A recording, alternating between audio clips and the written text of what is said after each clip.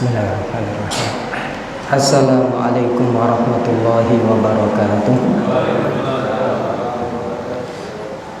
Alhamdulillah, alhamdulillahi rabbil alamin. Wabihi nasta'inu ala umuri dunya waddin.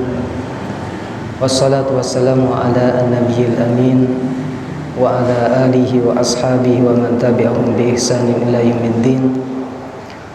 Allahumma fa'na bima 'allamtana wa 'allimna ma yanfa'una rabbana zidna ilman warzuqna fahman. Alhamdulillah, pada malam hari ini segala puji bagi Allah yang senantiasa memberikan kenikmatan kepada kita, yang dengan kenikmatan dari Allah Subhanahu wa taala kita diberikan kemudahan oleh Allah Subhanahu wa taala di dalam melaksanakan urusan-urusan dunia kita, dan begitu juga dengan pertolongan, kemudahan dan taufik dari Allah Subhanahu wa taala kita diberikan kemudahan untuk menjalankan perintah-perintahnya dan berusaha untuk menjauhi larangannya. Mudah-mudahan kita senantiasa diberikan taufik oleh Allah untuk terus bisa istiqomah sampai kita berjumpa dengan Allah di hari akhir kelak dalam keadaan tetap di atas keimanan dan di atas Islam. Amin ya rabbal alamin. Salawat dan salam mudah-mudahan senantiasa terlimpahkan kepada tauladan yang mulia Nabi besar Muhammad sallallahu alaihi wasallam, kepada keluarga beliau, sahabat beliau, dan kepada seluruh pengikut beliau sampai hari akhir kelak. Bapak Ibu jamaah Masjid Babus Salam yang dimuliakan Allah Subhanahu wa taala, pada malam hari ini kita melanjutkan membahas hadis-hadis yang berkenaan dengan kitab Ar-Riqaq. Hadis-hadis untuk melembutkan hati kita, untuk mengingatkan kita hakikat kehidupan dunia dan kehidupan yang sesungguhnya kelak di hari akhir. Bab yang selanjutnya adalah babul mukthiruna. Al-mukthiruna humul muqilluna yaumal qiyamah. Orang-orang yang mendapatkan bagian yang banyak di dunia, mendapatkan bagian banyak harta, jabatan, kedudukan dan yang lainnya, dia memiliki banyak bagian dari dunia ketika dia hidup di dunia ini. Akan tetapi humul muqilluna yaumal qiyamah, mereka kelak hanya mendapatkan bagian sangat sedikit di hari akhir, atau bahkan tidak mendapatkan bagian sama sekali. Makanya tema yang kita bahas adalah kaya di dunia tapi miskin di akhirat, atau bahkan na'udzubillah bangkrut di akhirat. Di dalam pembahasan ini Imam Al-Bukhari rahimahullahu ta'ala memulai dengan menyebutkan firman Allah di dalam surat Hud ayat 15-16. A'udzu billahi minasyaitonir rajim. Man kana yuridul hayatad dunya wa zinataha, barang siapa yang hanya menginginkan kehidupan dunia dan perhiasannya, jadi hidupnya di dunia hanya untuk bersenang-senang saja, mengumpulkan harta, bersenang-senang, berfoya-foya, melupakan kehidupan akhirat, nuwafi ilaihim a'malahum fiha wa hum fiha la yubkhasun, maka kami akan berikan kepada mereka seperti apa yang mereka lakukan, seperti amalan-amalan yang mereka lakukan, dan mereka tidak sedikit pun dikurangi dari balasan dari apa yang mereka lakukan. Jadi artinya Bapak Ibu yang dimuliakan Allah, orang yang hidup di dunia dia banyak melakukan kebaikan. Dan ayat ini ditujukan untuk orang-orang kafir, begitu juga ditujukan untuk hamba-hamba Allah yang beriman. Jadi orang-orang yang hidup di dunia hanya ingin mendapatkan balasan di dunia saja. Dia melakukan kebaikan, dia bersedekah, berbuat baik kepada orang lain. Kalau seandainya orang Islam, dia mungkin juga sholat, dia juga puasa, melakukan kebaikan, ketaatan, tapi ketaatannya tersebut hanya ingin mendapatkan imbalan di dunia. Jadi ada orang luar biasa, misalnya puasa Daud, tapi dengan puasanya tersebut dia hanya ingin mendapatkan imbalan di dunia.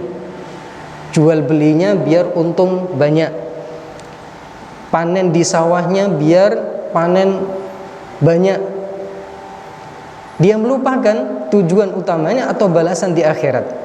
Allah sebutkan di dalam firman-Nya, nuwaffi ilaihim a'malahum, akan kami berikan kepada mereka imbalan dari amalan-amalan mereka, bahkan tidak dikurangi sedikit pun, diberikan sepenuhnya oleh Allah Subhanahu wa taala.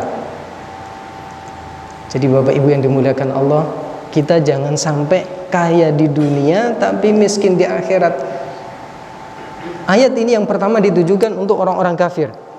Bagaimana Nabi SAW menjelaskan, kehidupan dunia itu adalah penjara bagi orang-orang yang beriman dan surga bagi orang-orang kafir.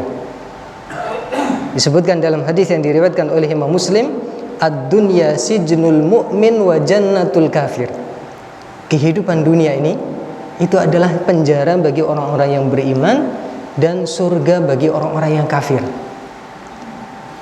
Al-Imam Al-Hafidh Ibnu Hajar Al-Asqalani, beliau yang mensyarah kitab Sahih Bukhari, yaitu kitab Fathul Bari, beliau seorang ulama besar.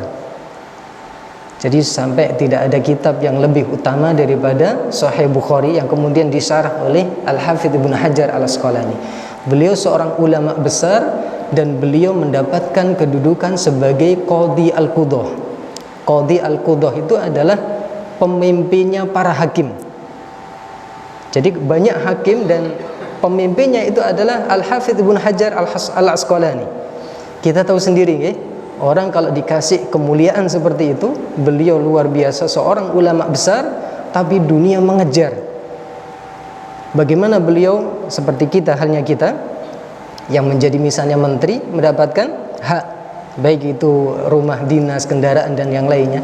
Begitu juga dengan Ibnu Hajar, karena beliau sibuk dengan membantu pemimpin, yaitu untuk menjadi pemimpin para hakim, beliau tidak sempat untuk bekerja, maka kebutuhan beliau dijamin.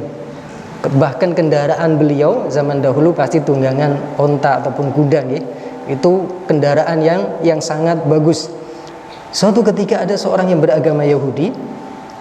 Orang ini sudah beragama Yahudi, kafir, kehidupannya sangat sengsara.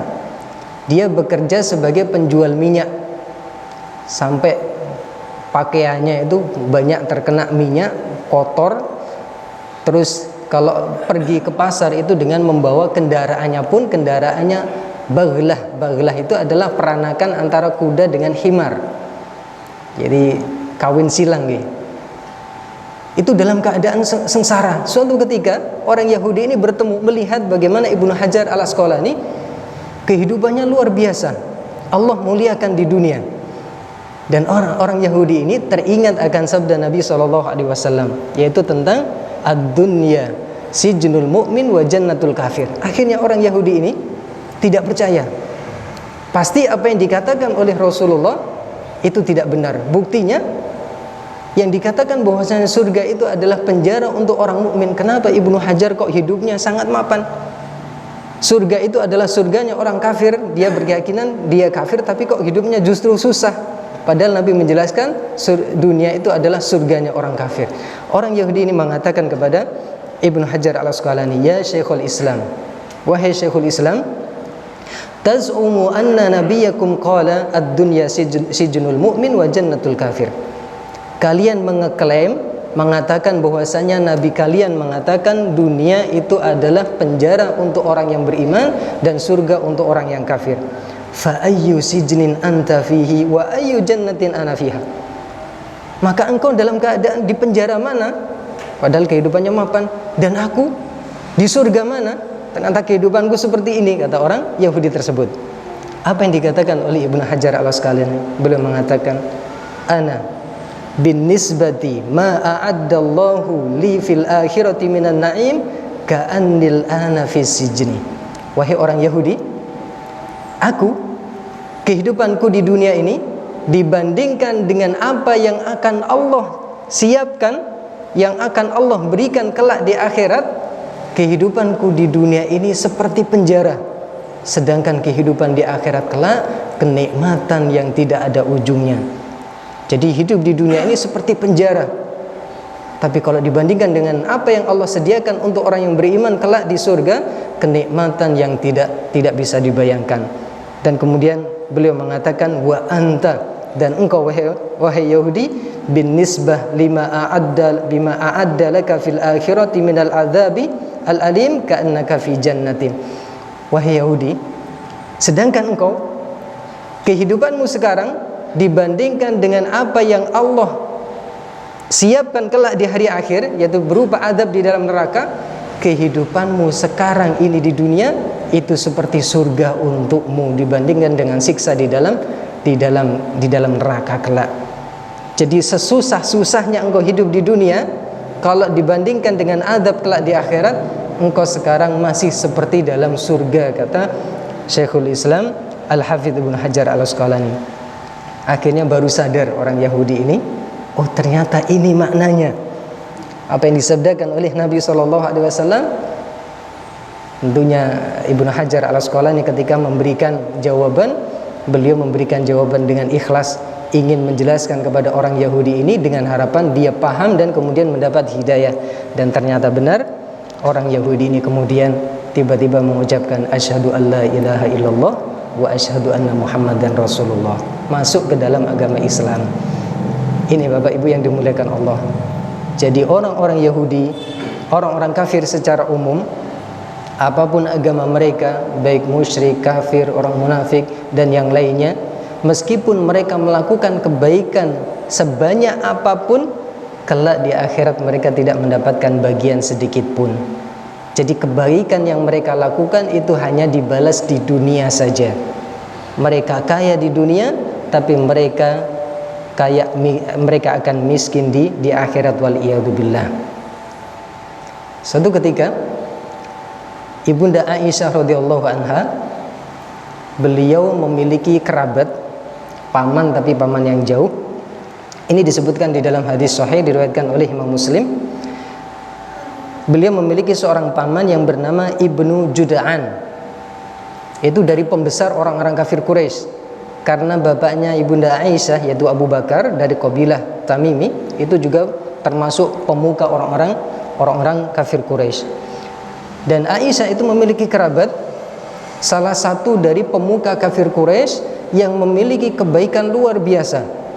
Kalau ada orang haji ke Mekah, mereka orang-orang yang tidak beriman, kerabatnya atau Ibnu Jud'an ini biasa menjamu mereka dengan gratis, diberi minum, diberi makan gratis tanpa mendapatkan imbalan. Maka ketika melihat bagaimana kebaikan yang dilakukan oleh Ibnu Jud'an ini, menjamu tamu-tamu orang-orang yang datang ke Mekah, dan begitu juga menyambung silaturahim dan yang lainnya, maka Ibunda Aisyah mengatakan kepada Nabi SAW, ya Rasulullah, Ibnu Jud'an kana fil jahiliyati yasilur rahim. Wahai Rasulullah, Ibnu Jud'an itu adalah orang yang baik sekali. Di masa jahiliyah dia memiliki kebiasaan menyambung silaturahim, wa yut'imul miskin, dan dia juga biasa memberikan makan kepada orang-orang fakir miskin. Jadi bersedekah, memberi makan. Fahal dzaka nafi'uhu, apakah kebaikan-kebaikan ini akan bermanfaat untuknya wahai Rasulullah? Apakah dia akan mendapatkan imbalan kelak di hari akhir dari kebaikan yang dia lakukan? Nabi SAW bersabda, la yanfa'uhu, tidak. Seluruh kebaikan yang dia lakukan tidak akan bermanfaat untuk dia.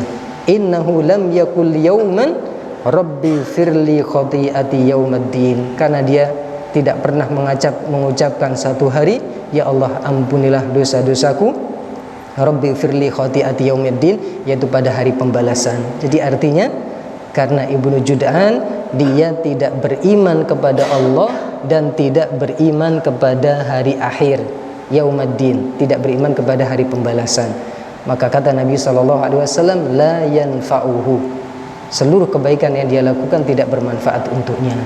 Maka inilah ayat ini menjelaskan kepada kita, Bapak Ibu yang dimuliakan Allah, ketika kita melakukan sesuatu kebaikan di dunia, bagaimana kalau seandainya dengan orang-orang yang beriman? Apakah dia kelak akan mendapatkan bagian di akhirat? Ayat ini juga ditujukan untuk orang-orang yang beriman.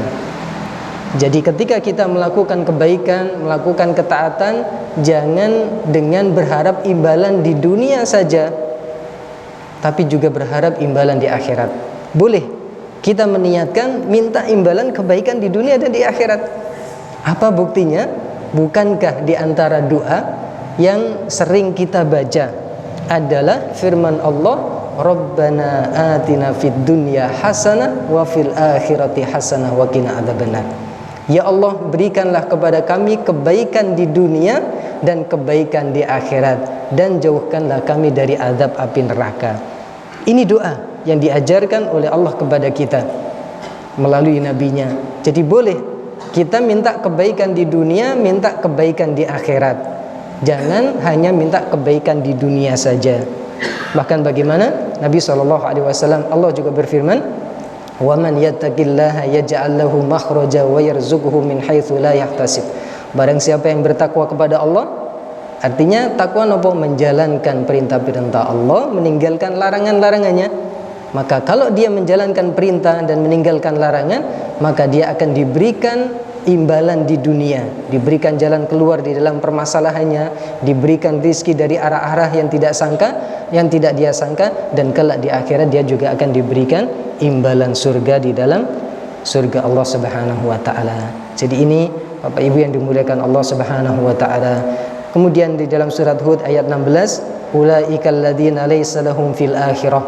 Mereka yang hanya minta imbalan di dunia saja, maka mereka tidak mendapatkan bagian sedikit pun di akhirat, illan nar, kecuali azab di dalam neraka, wal iyadu billah. Wa habita ma sana'u fiha wa batilu ma kanu ya'malun. Maka hapuslah atau hilanglah, sia-sialah apa yang mereka lakukan, dan batalah amalan-amalan yang mereka lakukan di dunia, kalau niatnya hanya ingin mendapatkan imbalan dunia saja. Kemudian hadis yang kita baca,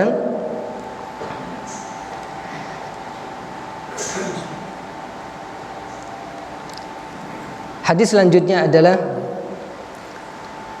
Haddatsana Qutaibah ibnu Sa'id, haddatsana Jarir an Abdul Aziz ibnu Rufai an Zaid ibnu Wahb an Abi Dzar Al-Ghifari radhiyallahu anhu qala, telah mengabarkan kepada kami Qutaibah ibnu Sa'id, mengabarkan kepada kami Jarir dari Abdul Aziz, dari Rufai, dari Zaid ibnu Wahab, dari sahabat Abu Dzar Al-Ghifari radhiyallahu anhu. Beliau mengatakan, kharajtu lailatan minal layali, suatu malam aku keluar, jadi keluar rumah di suatu malam.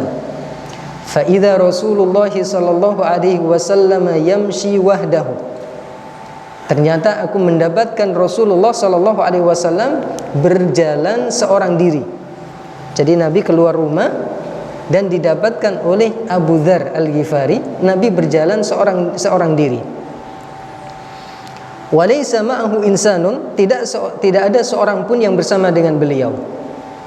Qala, Abu Dzar mengatakan, fadhanantu annahu yakrahu an yamshiya ma'ahu ahad. Aku mengira bahwasanya Nabi SAW memang tidak ingin ada seseorang yang berjalan dengan beliau. Jadi memang beliau beranggapan, mengira bahwasanya Nabi memang ingin menyendiri, berjalan sendiri. Faja'altu amshi fi dhillil qamar. Kemudian Abu Dzar mengatakan, maka aku berjalan diam-diam di belakang beliau, mengendap-endap, yaitu mencari tempat yang di situ tidak kena cahaya bulan. Jadi Nabi SAW berjalan sendiri dan Abu Dzar di belakang beliau mengikuti, tapi selalu mencari tempat yang di situ tidak kena cahaya bulan, baik itu yang dekat dengan batu. Jadi berpindah mengikuti Nabi SAW. Faltafata faro'ani, ternyata Nabi SAW menoleh ke belakang dan beliau melihatku. Kemudian beliau mengatakan, man hadha, siapa ini? Kemudian aku mengatakan, Abu Dzar, ja'alanillahu fida'aka. Aku adalah Abu Dzar, wahai Rasulullah, mudah-mudahan Allah menjadikanku sebagai tebusan untukmu. Maksudnya di sini adalah ungkapan kalau kita mohon maaf, permohonan maaf karena diam-diam berjalan di belakang Nabi SAW. Para ulama menjelaskan kenapa Abu Dzar di sini kok tetap mengikuti Nabi? Padahal beliau tahu Nabi sedang berjalan sendiri. Kenapa Abu Dzar kok tidak meninggalkan Nabi pulang saja? Padahal beliau mengira Nabi barangkali ingin menyendiri. Di antara ulama menjelaskan Abu Dzar tidak ingin kalau seandainya ada sesuatu yang tiba-tiba mencelakakan Nabi. Jadi beliau tetap berjalan di belakang diam-diam, ingin kalau ada sesuatu yang memudaratkan Nabi, beliau langsung bisa membantu dan menolong Nabi. Kemudian Nabi SAW mengatakan, ya Abu Dzar ta'ala, wahai Abu Dzar, sini. Yaitu meminta kepada Abu Dzar untuk mendekat kepada Nabi SAW. Beliau mengatakan, fama syaitu ma'ahu sa'atan, maka kemudian aku berjalan dengan beliau beberapa saat. Setelah mendekat, beliau berjalan dengan Nabi SAW. Kemudian Nabi mengatakan, innal mukthirina humul muqilluna yaumal qiyamah.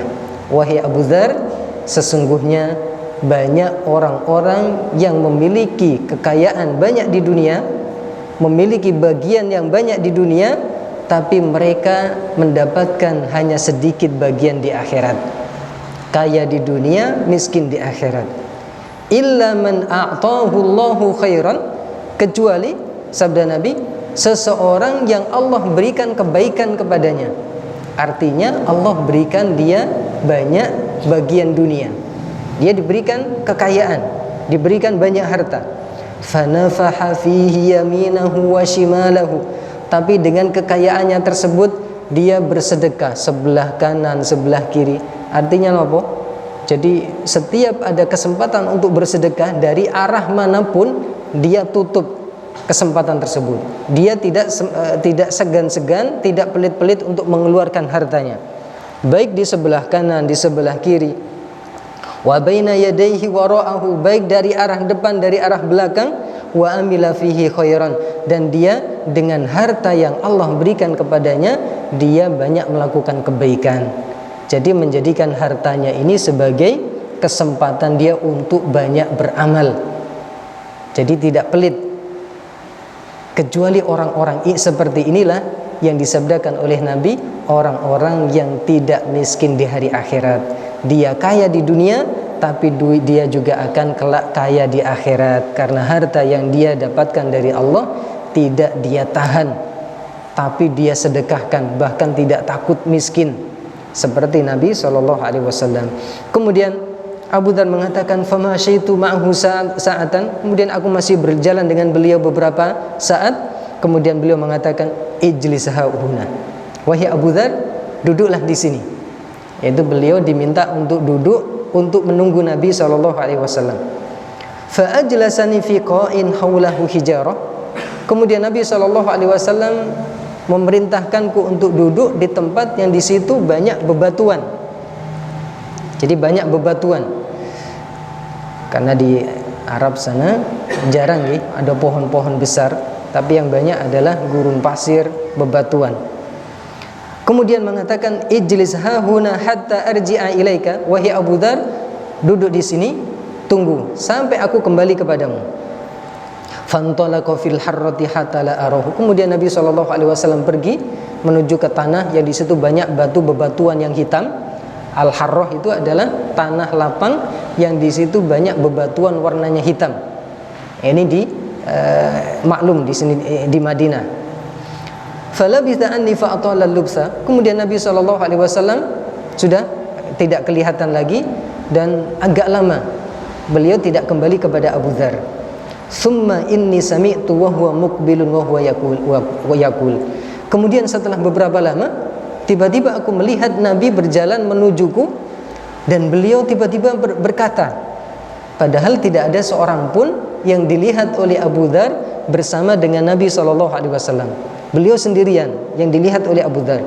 Tiba-tiba Nabi SAW mengatakan, wa in sarak wa in zana, meskipun dia mencuri atau meskipun dia berzina. Nah, Abu Dzar heran, kok tiba-tiba Nabi seperti berbicara sendiri, meskipun dia mencuri atau meskipun dia berzina.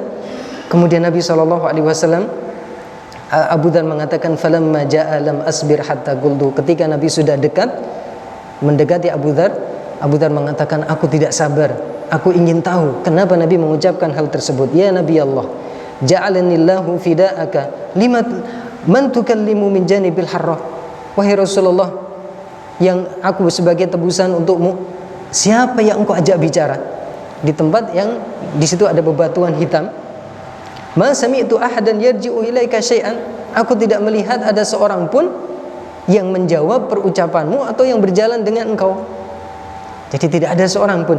Kemudian Nabi SAW mengatakan, dzalika Jibrilu alaihi salam. Wahai Abu Dzar, itu adalah Jibril. Jadi tadi Nabi SAW mengatakan itu, bertanya itu adalah ditujukan kepada Jibril alaihi salam. Aradoli fi janibil harrah, telah datang kepadaku tadi, yaitu di tempat yang di situ ada bebatuan hitam.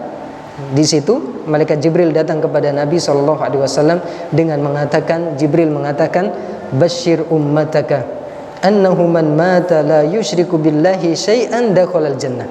Wahai Muhammad, berilah kabar kepada umatmu, sesungguhnya tidaklah seorang pun mati di antara umatmu yang tidak menyekutukan Allah dengan suatu apapun, tidak berbuat syirik, kecuali dia akan masuk ke dalam surga.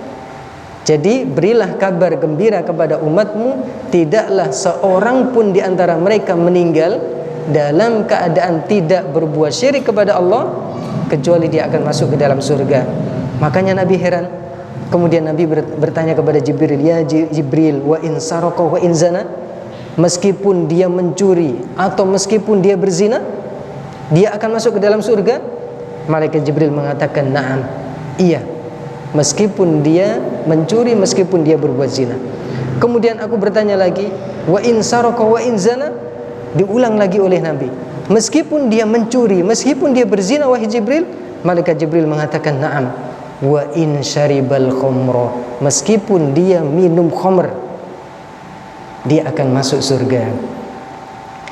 Penjelasan dari hadis ini, Bapak Ibu yang dimuliakan Allah Subhanahu wa taala, tadi Nabi SAW mengatakan kepada Abu Dzar, innal mukthirina humul muqilluna yaumal qiyamah. Sesungguhnya orang yang diberikan banyak bagian di dunia, tapi ternyata mereka adalah orang-orang yang miskin di akhirat, adalah orang yang hanya minta imbalan di dunia saja dari amalan yang mereka lakukan. Tapi sekali lagi, kalau seandainya seseorang beramal, minta imbalan pada keduanya diperbolehkan. Meskipun kalau ditanya mana yang lebih utama, yang lebih utama adalah minta imbalan yang banyak di akhirat dan minta imbalan di dunia yang mencukupinya untuk melakukan ketaatan kepada Allah Subhanahu wa taala secukupnya. Seperti bagaimana ketika generasi tabi'in, mereka melihat bagaimana generasi sahabat. Generasi sahabat adalah generasi terbaik, generasi Nabi, umat Nabi yang terbaik dibandingkan dengan seluruh generasi. Tapi ternyata kehidupan mereka adalah kehidupan yang sangat sederhana, bahkan bisa dikatakan kehidupan mereka susah. Maka para generasi tabi'in mereka mengatakan mereka adalah orang-orang yang terbaik, tapi keadaan mereka lebih buruk daripada kita. Bagian mereka di akhirat lebih banyak daripada bagian kita, karena kebaikan yang mereka lakukan akan diberikan oleh Allah kelak di akhirat. Beberapa hal penting dari hadis ini, Bapak Ibu yang dimuliakan Allah.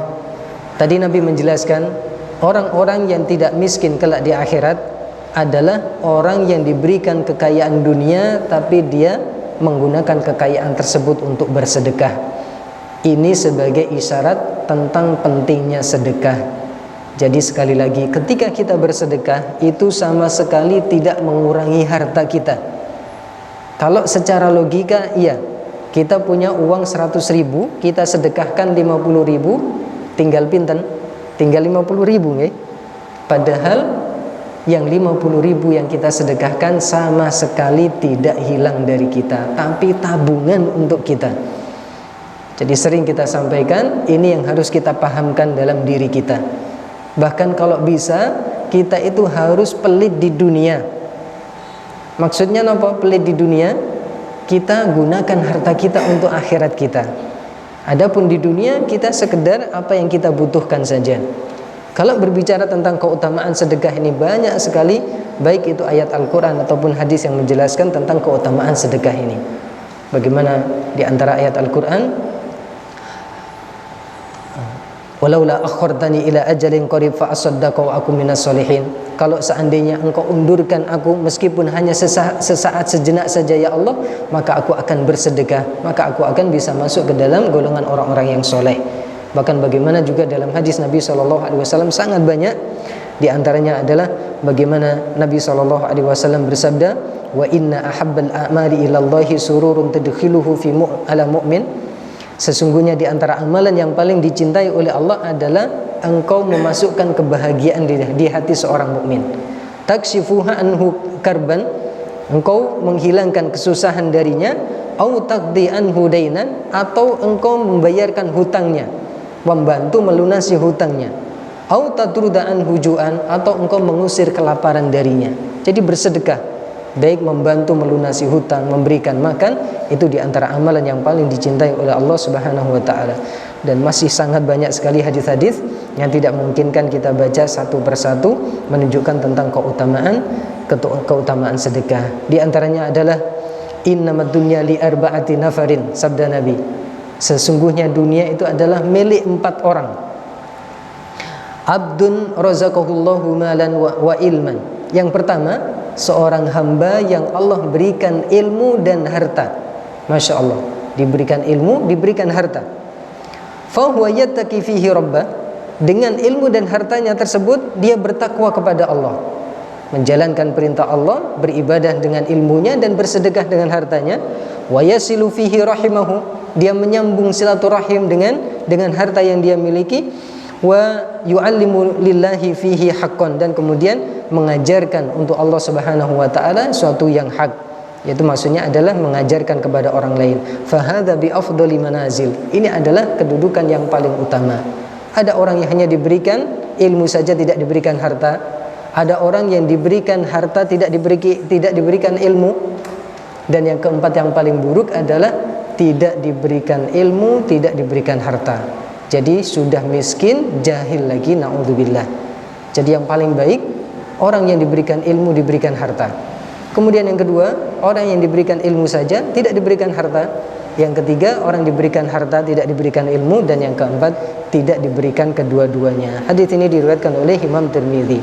Dan masih banyak hadis-hadis yang lain menjelaskan tentang keutamaan dari bersedekah. Kelanjutan dari hadis ini, Bapak Ibu yang dimuliakan Allah, kita jangan salah memahami sabda Nabi SAW tadi. Bagaimana ketika Nabi disampaikan oleh malaikat Jibril, kabarkanlah umatmu, tidaklah seorang pun di antara mereka meninggal dalam keadaan tidak menyekutukan Allah kecuali akan masuk ke dalam surga. Nabi bertanya, meskipun dia mencuri, meskipun dia berzina? Kata malaikat Jibril, iya. Nabi mengulang lagi, meskipun dia mencuri, meskipun dia berzina? Malaikat Jibril mengatakan iya, bahkan meskipun dia minum khamr. Tapi jangan kita salah pahami, bukan berarti yang penting kita tidak menyekutukan Allah, meskipun melakukan perbuatan dosa besar tidak apa-apa, pasti masuk surga. Kita jangan salah memahami. Maksudnya malaikat Jibril mengatakan, orang yang tidak menyekutukan Allah dengan suatu apapun, dia pasti akan masuk ke dalam surga. Hanya saja bagaimana masuknya ke dalam surga tentunya sesuai dengan amalan-amalan yang lainnya. Meskipun melakukan perbuatan dosa besar, mencuri dan berzina, tetap dia akan masuk ke dalam surga selama ada keimanan dan tidak menyekutukan Allah. Akan tetapi, apakah dia diazab karena dosa-dosa besarnya? Sesuai dengan kehendak Allah Subhanahu wa taala. Kalau Allah berkehendak, Allah akan mengampuni dosa-dosa besarnya. Kalau Allah berkehendak, Allah akan mengazab dia terlebih dahulu di dalam neraka karena dosa-dosa besarnya, dan kemudian dimasukkan ke dalam surga. Tetap amalan-amalan ini seperti mencuri, itu termasuk dosa besar. Bagaimana Nabi SAW menjelaskan dalam hadisnya, begitu juga disebutkan di dalam ayat Al-Quran. Kalau mencuri dalam jumlah kadar tertentu, maka dia akan dipotong tangannya. Ini sebagai ancaman bahwasanya mencuri adalah dosa besar. Bahkan kalau ada orang yang mencuri sampai jumlah yang di situ harus ditegakkan had, potong tangan di dalam syariat Islam, mencuri dipotong tangan kanannya, mencuri lagi dipotong kaki kirinya. Kalau mencuri lagi, apakah dipotong tangan kirinya? Kalau mencuri keempat lagi kemudian dipotong kaki kanannya sehingga tidak punya kedua tangan, tidak punya kedua kaki? Wallahu taala alam, para ulama berselisih pendapat. Jadi artinya, intinya mencuri adalah termasuk dosa besar yang dilarang di dalam syariat Islam karena memakan harta orang lain tanpa dengan cara yang hak. Begitu juga dengan zina.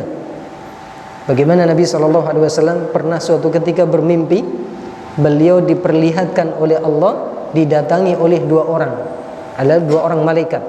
Hadisnya sangat panjang, berjalan menuju suatu tempat, tiba-tiba ada seseorang yang berbaring, ada orang yang mengambil batu besar dan dilemparkan ke kepalanya sampai hancur. Batunya menggelinding. Ketika orang ini mengambil batu, tiba-tiba kepala yang hancur tadi sudah utuh lagi, dilempar lagi, dan begitu juga seterusnya. Dan di antara hal yang dilihat oleh Nabi di dalam mimpi beliau, Nabi melihat ada tungku yang sangat besar dan di bawahnya ada api yang berkobar, sedangkan di dalamnya itu ada orang-orang yang berteriak, yang dipanaskan di dalam tungku dalam keadaan tidak berpakaian, naudzubillah, laki dan perempuan. Ketika ditanya oleh Nabi, siapakah mereka?